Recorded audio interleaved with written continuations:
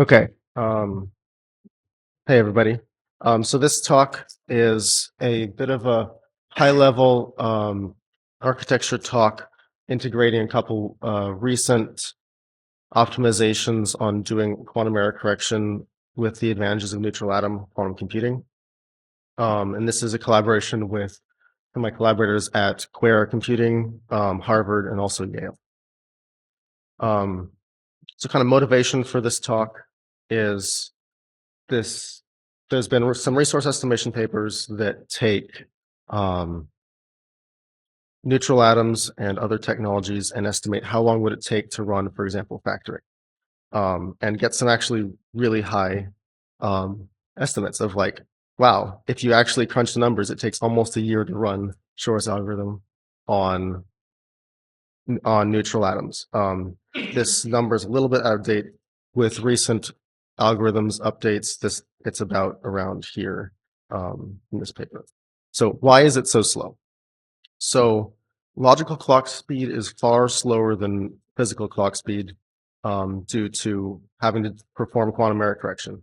And I think as we've seen in some of the previous few talks, you've seen repeated error correction between every single logical operation. And that's kind of one of the big reasons for that.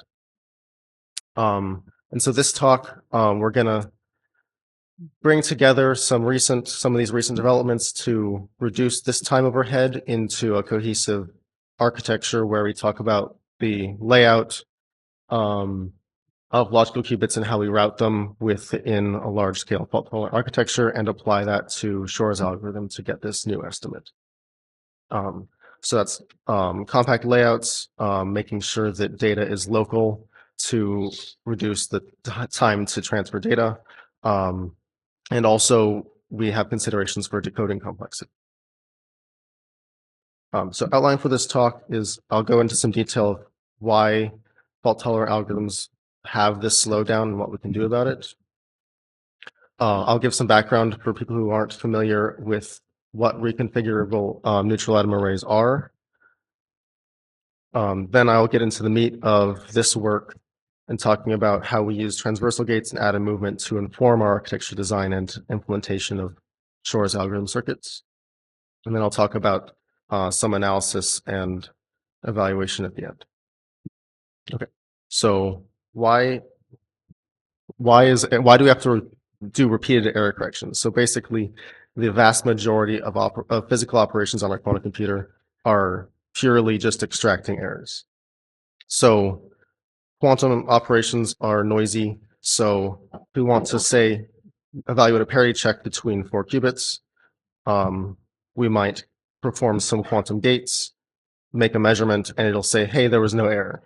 And then we might do it again and say, hey, there actually was an error. And we do it again and hey, maybe there wasn't an error. And we have to just keep repeating this until we have enough evidence to be sure of if there was an error or not. And in general, this takes on the order of D rounds of repetitions, where D is your redundancy at code distance. So you do very quick operations followed by many rounds followed by quick operations. So for large scale algorithms, the distance is roughly 30 depending on error rates. And so this corresponds to a slowdown of about 30x. So roughly 1 to 2 orders of magnitude. So that's kind of where a big part of this slowdown comes from. And now we come to how can we make this better? A brief preview is if we do transversal gates, there's a trick from a previous work called algorithmic fault tolerance that allows us to do only 1 round of syndrome extraction. And despite it locally not being fault tolerant because you don't have enough information, the information you get from all the syndrome extractions throughout the algorithm combined with the state preparation and measurement do give you enough information to accurately decode your logical qubits. So this is the main source of where the speedup comes from in our architecture evaluation. Okay. So for people who aren't familiar with neutral atom arrays, we basically have a small vacuum chamber filled with a gas of atoms, which we trap with late optical tweezers in this 2D plane. Some of these tweezers can be dynamically moved during the quantum circuit, so we can literally pick up and drag qubits around in this 2D plane. When we want to do a 2-qubit gate, we shine a laser on a region of these atoms, and any pair of atoms nearby perform a CZ gate. So a kind of a key aspect of this architecture is we can use movements with these optical tools to configure the locality of our circuit and perform gates. And these are kind of the 3 optical tools that are involved, key for the experiment. And just for some concreteness, this is a previous experimental work we did at Clara, where these are actual atom pictures doing a quantum circuit. So that's kind of what atom moves look like. We pick up atoms from static sites, move them to perform a gate as a gate, and then move them back to where they were before. So that's kind of the context of what this algorithm is. And for this work, we imagine scaling this up to much larger sizes, where we do things like, this is a simulation of what the moves might be like, where each of these square grids is a logical qubit in the surface grid. So for this work, we assume simply a very large 2D plane of atoms. We specifically are not assuming any multiple computational nodes or costs to go between sub-regions of this for simplicity, but those are additions that can be made after this work. So now get into some of the circuits and compilation design. So the general workflow for taking an algorithm down to laser gate pulses on the device. So we start with a mathematical description, break it down into known algorithm building blocks like arithmetic, magic state distillation, table lookup, rotation synthesis. And there's some sequence of those operations that we want to perform. And then we look at, okay, what's the resource usage, the layout, how do we lay these things out in time so that we don't use more resources than we have, and we can calculate magic states fast enough to keep up with the needs of the other blocks, as well as making sure that the movement of the data throughout this process stays nearby. A key difference for us is that instead of in the previous talks where we had lattice surgery, which performs merge and split operations, we now have a transversal CNOT gate. So this is actually slightly more direct from the circuit model to the implementation in logical error correction than lattice surgery, which is just something to note. We model the time to move logical qubits as the square root of the distance. This is a slight approximation, but is roughly accurate to the way this works in hardware. I already mentioned contiguous to the array of atoms. And there's a slight constraint on the structure of atom moves because of the way that acousto-optic deflectors work. I'm happy to talk about that more if people are curious. But for reasons of time, we just assume we can move atoms or groups of atoms wherever we want to, whenever we want to. So as a demonstration of this, we will do a resource estimation of Shor's algorithm and look at the subroutines and how we implement those subroutines. So the 2 key subroutines from Shor's algorithm, as taken from previous works by Gidney and others, are addition and CNOT fanout. So I'll show these circuits in a second. The key compilation goals of this is that any blocks that have inputs and outputs, make sure that those input and output qubits are neighboring to minimize the move distance. Best case, constant distance, at least log distance in the scale. In the worst case, many of these circuits will be local in a linear connectivity if you lay out the qubits in a line, but because this is a 2D plane, we literally snake horizontally the qubits throughout the circuit to maintain the locality of this linear circuit, also to minimize move distance. And then as a consideration for the decoding graph, which I don't have time to get into here, is because we are doing less syndrome extraction per operation, the decoding complexity goes up because of the transversal gates. And that has the potential to make the decoder have to do more work because it's considering more logical operations in the same decoding window.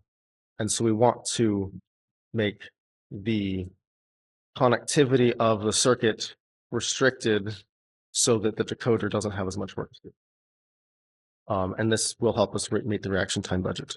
And I'll note that there's some recent work that came out after I wrote this paper that makes decoding transversal gates actually just as fast as decoding a memory experiment. So this is actually less of an issue now. So I'll flash up these circuits for the key circuits for Shor's algorithm of Picaro addition, which I'll point out the main structure of this is a sequence of operations. So it's a very sequential circuit that, and most of the qubits stay idle. And I'll show how we parallelize this. And then the other one is a table lookup circuit where we have a few controls and we have a massive single control and many targets, which I'll show how we implement this in the hardware. Okay, so this is a known technique that we apply that uses a bell pair to essentially teleport. So we have two blocks of computation that we need to run in sequence, but we would like to parallelize them because this qubit at the bottom is sitting idle. So what we do is we take this output qubit and we bend it backwards in time and feed its time reversed copy into the second block. And the caveat here is that when we measure this like bell measurement at the end here tells us what random errors occurred that we have to then correct to correctly make the operation of this happen as if it had happened after the first one. I'm happy to talk to people more about how the mechanics of that works, but it's really cool. And this allows us to parallelize things, but with a catch that we have to decode and measure the top measurements before we can measure the future measurements correctly. So we measure these and that tells us what basis to measure future measurements in. So now we basically have a queue of stale logical qubits that we have to measure sequentially and decode sequentially. So now the reaction time of the classical control system is our bottleneck of T. So we can maximally parallelize this limited by the control system reaction time. And the way this looks like in hardware is that we take that majority block small subcircuit from the adder circuit. We lay out where each of the qubits is at each time step and where they move to in this sequence of 6 steps. And then that corresponds to one of these blocks. And we have a sequence of them across the chip where they're pipelined one time step of these steps behind each other, feeding each other information. And that's how this executes. And for purpose of time, I will go to the second one, which is C0 fan out, where you would think you have to move this control qubit to all of the targets. And we use this known circuit to make all the moves constant distance with a constant depth circuit, where we create a GHZ circuit in situ near all the targets, use classical measurement and feedback to create the GHZ state and apply it. And this allows us to have target qubits spread out across the entire system and apply this many target CNOT gate. And this is actually relatively similar to how lattice surgery multi-target gates work, just in the CNOT model. That was the whirlwind of some layouts. There's more layouts in the paper. And now some sensitivity analysis for how the transversal gates worked. So depending on the decoder, we have a value of alpha, which we can tune to estimate the impact of transversal gates on decoder accuracy. And we find that depending on alpha, the number of syndrome extraction rounds per transversal CNOT can vary slightly, but it's roughly around one CNOT per syndrome extraction round is usually the best. And for steps of the algorithm where you're keeping idle qubits around, because neutral atoms have a long coherence time relative to other technologies, we studied how long can you leave it idle without performing syndrome extraction before you start getting more logical error. So it turns out that if the error due to coherence limiting is approximately equal to the error from a single syndrome extraction circuit, that's approximately the trade-off point where you want to be. So if you do more syndrome extractions than you need to, then you end up adding error due to extra syndrome extractions. That's on the right over here. And if you do fewer, then you're allowing more error to accumulate and your threshold will be reduced. And the sweet spot is in the middle, where the amount of error is approximately the error from the gates. And the final part, which is connected to that, is if your coherence time is worse, then you want to do syndrome extraction more often in this case. And altogether, by combining the resource counts from each of those modules and adding them up, we find a lower space-time volume by about 50x for 2048 bit factoring. So outlook for this, looking at other algorithms and finding how much the locality of movement can apply to those algorithms. We'd like to relax these architectural assumptions of a single monolithic block. There's a spectrum between many nodes and just sub areas within a single monolithic that are harder to transfer between.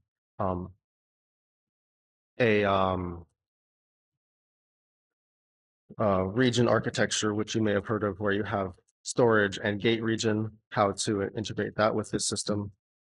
And also LWC codes are very exciting right now.